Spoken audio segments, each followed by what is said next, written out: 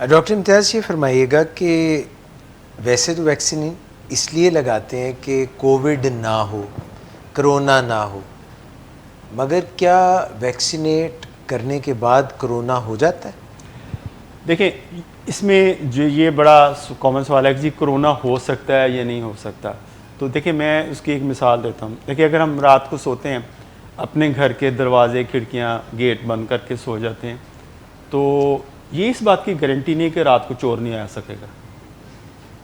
तो चोर के आने के चांसेस तो फिर भी होंगे, मगर इम्कानात बहुत कम हो जाएंगे। बहुत कम हो जाएंगे।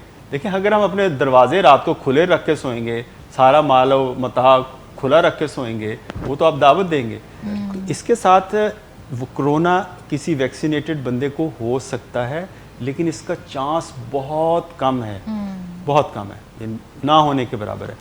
खुदा ना खास्ता अगर किसी को कोरोना हो जाता है और वो वैक्सीनेटेड भी है, तो उसको कोरोना माइल्ड फॉर्म का होगा। यानी वो नहीं होगा खुदा ना खासा हॉस्पिटल पहुंच जाएगा और खुदा ना खासा वेंटिलेटर पे चला जाएगा, इस तरह के मामला होंगे। बहरहाल उसको अल्टीमेटली फ़ायदा पहुंच। बाज़ लोग हैं जी मैंने वैक्सीन लगाई साथ ही कोरोना हो गया, ठीक है ना, साथ ही कोरोना हो गया। वो होता ये है कि वो एक्सपोज हुए होते हैं, वो उस पीरियड के अंदर होते हैं कि जिसको उन्होंने कोरोना से उनका एक्सपोजर हो चुका होता है, वो अभी बीमारी ज़ाहिर नहीं होती, ऊपर से वैक्सीन लग गई, उनको पता नहीं होता, तो वैक्सीन लग जाती, तो उस वो साथ इस कोरोना की वजह से हुई है, वैक्सीनेशन की वजह से। ये तो एक केस है। एक और तो डॉक्टर साहब, जब उनको कोरोना की वैक्सीन लग गई और उससे पहले वो एक्सपोज हुए थे, तो फिर कोरोना क्यों हो गया?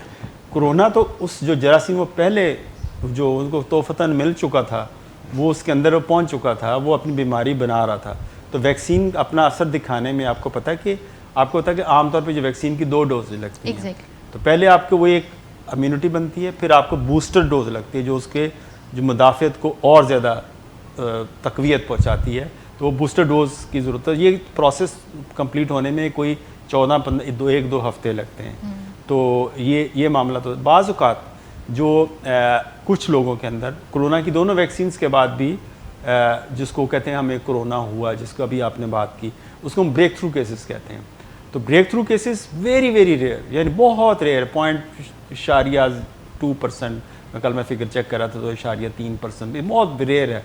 यानी कि ना होने को, वो फिर मैंने बताया अगर खुदा ना खासा हो भी जाए तो उसके जो है उसकी जो शिद्दत है, उसकी सिवेरिटी है, वो बहुत कम होगी, वो काबिल इलाज है। यानी बहुत थोड़ी दवाइयों के साथ, और को ज़्यादा तकलीफ़ पहुँचाए, ज़्यादा नुकसान पहुँचाए, आपको उसके साथ हैंडल कर सकते हैं।